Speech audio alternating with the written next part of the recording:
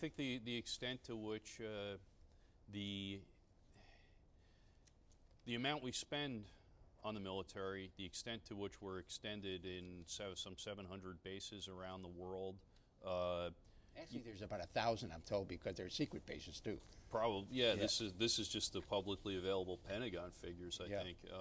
But you know, it's really there's a scholar, Edward Corwin, who wrote that the Constitution's allocation of foreign affairs powers are an invitation to struggle among the Congress and the President. Well, Congress has sort of set itself up to lose because we have an enormous military and a military that's extended abroad, and the President can use his commander-in-chief powers to, even in the, let's take the case of the Gulf War, before any vote was taken by Congress, President Bush, George H.W. Bush, you know, moved 250, 400,000 troops into theater, and it becomes very hard for Congress to say no at that point. And so I think you know, the size of our military force and the permanence, you know, as you point out, I think Hamilton was an exception, but most of the framers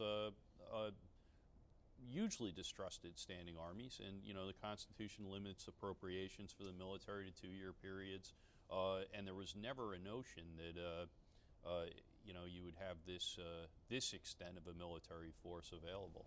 You know, the idea that you point out appropriations are available, and in addition to appropriations being available, they take money from one pot and put it into another, and so on. The executive does. It has never worked. That they used to say in the days of Vietnam, well, the Congress, if it disagrees, can cut off appropriations, starting with the White Fleet going around the world, and Roosevelt saying, TR saying, well, I've got enough money to send them to Hawaii, and if Congress wants to come back, they'll appropriate more money.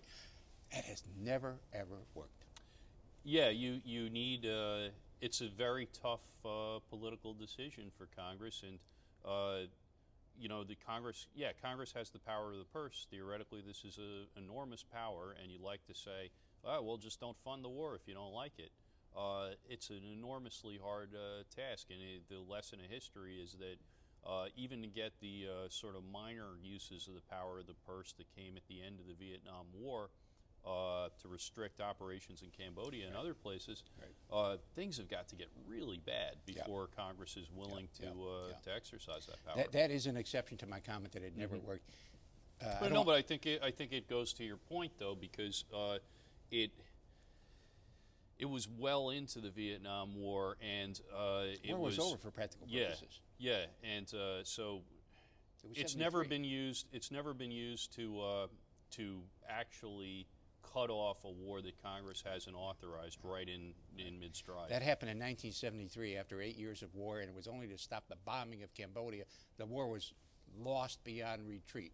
Yeah, and I think even in that legislation, the president got a certain period where he could continue vetoed bombing. it and said, look, if you let me bomb till August 15th, I think it was, then I'll sign your bill next time. So they did that. This excerpt is brought to you by the Massachusetts School of Law, the leader of reform in legal education and a leader in multimedia education for the public. To view the full interview and for a full listing of MSL's programs, log on to mslaw.edu.